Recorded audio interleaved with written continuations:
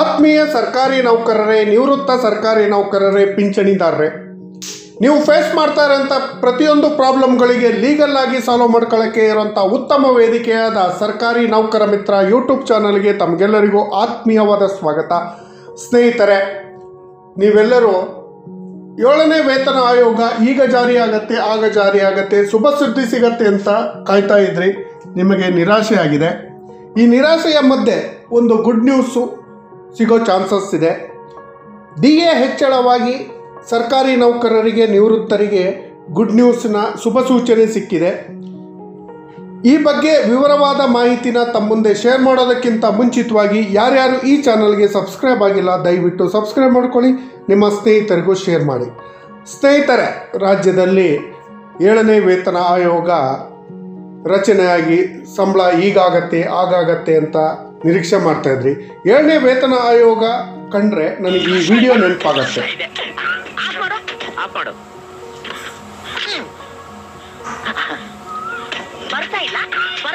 ನೋಡಿದ್ರಲ್ಲ, ವೇತನ ಆಯೋಗ ಈಗ ಬಂತು ಆಗ ಬಂತು ಅಂತ ಸುಮ್ಮನೆ ನಿರಾಶೆ. ಇದ್ರ ಜೊತೆಯಲ್ಲಿ ಲೋಕಸಭಾ ಚುನಾವಣೆಗಿಂತ ಮುಂಚಿತವಾಗಿ ಎಲ್ಲ ಸರ್ಕಾರಿ ನೌಕರರಿಗೆ DA ಹೈಕ್ ಆಗಿ 4% DA ಹೈಕ್ ಆಗಿ ಗುಡ್ ನ್ಯೂಸ್ ಸಿಗೋಂಥ ಚಾನ್ಸಸ್ಸು ತುಂಬ ಇದೆ. ಮಾರ್ಚ್ 15ರ ನಂತರ ಲೋಕಸಭಾ ಚುನಾವಣೆ ಘೋಷಣೆ ಆಗತ್ತೆ. ಅದಕ್ಕಿಂತ ಮುಂಚಿತವಾಗಿ ಕೇಂದ್ರ ಸರ್ಕಾರ ತನ್ನ ನೌಕರರಿಗೆ 4% DAನ ಹೈಕ್ ಮಾಡೋ ಚಾನ್ಸ್ ಇದೆ. ಈ 4% DA ಕೇಂದ್ರ ಸರ್ಕಾರಿ ನೌಕರರಿಗೆ ಹೈಕ್ ಆದರೆ ಅದು ರಾಜ್ಯ ಸರ್ಕಾರಿ ನೌಕರರಿಗೂ ಅಪ್ಲಿಕೇಬಲ್ ಆಗುತ್ತೆ. ರಾಜ್ಯ ಕೂಡ ಅದನ್ನು ಮಾಡುತ್ತೆ. ಕೇಂದ್ರ ಸರ್ಕಾರಿ ನೌಕರರಿಗೆ ಸಿಗೋಂಥ 4% DA ಹೈಕಿಂದ ಅವರ ಹಾಲಿ ಇರುವಂಥ 46%ಇಂದ 50% DA ಹೈಕ್ ಆಗುತ್ತೆ.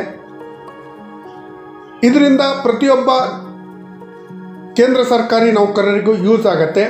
ಕೇಂದ್ರ ಸರ್ಕಾರ ಯಾವ ರೀತಿ 4% DA ಹೈಕ್ ಮಾಡುತ್ತೋ ಅದೇ ರೀತಿ ರಾಜ್ಯ ಸರ್ಕಾರ ಕೂಡ 4% DA ಹೈಕನ್ನು ರಾಜ್ಯ ಸರ್ಕಾರಿ ನೌಕರರಿಗೆ ಮಾಡಲೇಬೇಕು.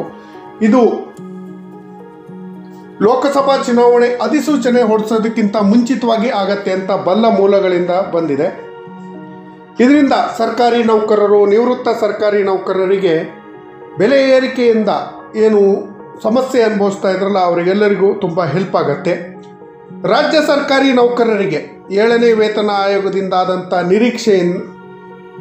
ನಿರಾಶೆ, ಈ ನಿರಾಶೆಯನ್ನು ಹೋಗಲಾಡಿಸಲು ಜನವರಿ ತಿಂಗಳಲ್ಲಿ ಕೊಡಬೇಕಾದಂಥ DA ಮಾರ್ಚ್ 15ರ ಒಳಗೆ ಲೋಕಸಭಾ ಚುನಾವಣೆ ನೀತಿ ಸಂಹಿತೆ ಜಾರಿಯಾಗುವುದಕ್ಕಿಂತ ಮುಂಚಿತವಾಗಿ ಎಲ್ಲ ಸರ್ಕಾರಿ ನೌಕರರಿಗೆ 4% DA ಹೈಕ್ ಆಗುವಂಥ ಸಾಧ್ಯತೆ ಹೆಚ್ಚಾಗಿದೆ. ಆದಷ್ಟು ಶೀಘ್ರದಲ್ಲಿ ಸರ್ಕಾರಗಳು ಈ ಬಗ್ಗೆ ಗಮನಹರಿಸಿ ರಾಜ್ಯ ಸರ್ಕಾರಿ ನೌಕರರು ಹಾಗೂ ಕೇಂದ್ರ ಸರ್ಕಾರಿ ನೌಕರರು ನಿರೀಕ್ಷೆ ಮಾಡ್ತಿದ್ದಂಥ DAನ ಕೊಡಬೇಕು ಅಂತ ಕೇಳ್ಕೊಳ್ತೀನಿ. 4% DA ಹೈಕ್ ಆಗಿದ್ದೆ ಆದರೆ ರಾಜ್ಯ ಸರ್ಕಾರಿ ನೌಕರರಿಗೆ ಈಗಿರುವಂಥ 38.75 DAಯಿಂದ 42.75% DA ಹೈಕ್ ಆದಷ್ಟು ಆಗುತ್ತೆ 4% ಆದರೆ. ಇದ್ರ ಜೊತೆಯಲ್ಲಿ ರಾಜ್ಯ ಸರ್ಕಾರ ನೌಕರರ ಬಹಳ ದಿನಗಳ ನಿರೀಕ್ಷೆಯಾದ 7ನೇ ವೇತನ ಆಯೋಗವನ್ನು ತಕ್ಷಣ ಜಾರಿ ಮಾಡಬೇಕು. NPS ಅನ್ನು ರದ್ದುಪಡಿಸಿ OPS ಅನ್ನು ಜಾರಿ ಮಾಡಬೇಕು. ನೌಕರರಿಗೆ ಕ್ಯಾಶ್ಲೆಸ್ ಟ್ರೀಟ್ಮೆಂಟ್, ನಗದುರಹಿತ ಆರೋಗ್ಯ ಸಂಜೀವಿನಿ ಯೋಜನೆಯನ್ನು ತಕ್ಷಣ ಜಾರಿ ಮಾಡಬೇಕು. 7ನೇ ವೇತನ ಆಯೋಗದಲ್ಲಿ ಸರ್ಕಾರಿ ನೌಕರರ ಸಂಬಳ ಹೆಚ್ಚಳ ಆಗಬೇಕು, ಬೇಸಿಕ್ ಪೇ ಹೆಚ್ಚಳ ಆಗಬೇಕು, ನಿವೃತ್ತ ನೌಕರರ ಪೆನ್ಷನನ್ನು ಹೈಕ್ ಆಗಬೇಕು, ನಿವೃತ್ತ ಸರ್ಕಾರಿ ನೌಕರರಿಗೆ ಕೂಡ ಕ್ಯಾಶ್ಲೆಸ್ ಟ್ರೀಟ್ಮೆಂಟ್ ಅಪ್ಲಿಕೇಬಲ್ ಆಗಬೇಕು. ನಿವೃತ್ತ ಸರ್ಕಾರಿ ನೌಕರರ ಹಲವಾರು ಬೇಡಿಕೆಗಳನ್ನು ಸರ್ಕಾರ ಈಡೇರಿಸುವತ್ತ ಗಮನ ಹರಿಸಬೇಕು. ಸ್ನೇಹಿತರೆ, ಇನ್ನೇನು 10-15 ದಿನ ಇದೆ. 15 ದಿನದ ಒಳಗಾಗಿ DA ಹೆಚ್ಚಳದ ಶುಭ ಸುದ್ದಿ ನಿಮಗೆಲ್ಲರಿಗೂ ಸಿಗೋ ಚಾನ್ಸ್ ಇದೆ.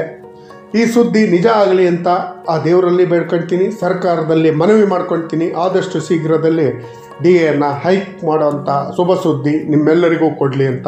ಈ ಮಾಹಿತಿ ತಮಗೆಲ್ಲರಿಗೂ ಇಷ್ಟ ಆಗಿದರೆ ದಯವಿಟ್ಟು ಸಬ್ಸ್ಕ್ರೈಬ್ ಮಾಡ್ಕೊಳ್ಳಿ, ನಿಮ್ಮ ಸ್ನೇಹಿತರಿಗೂ ಶೇರ್ ಮಾಡಿ.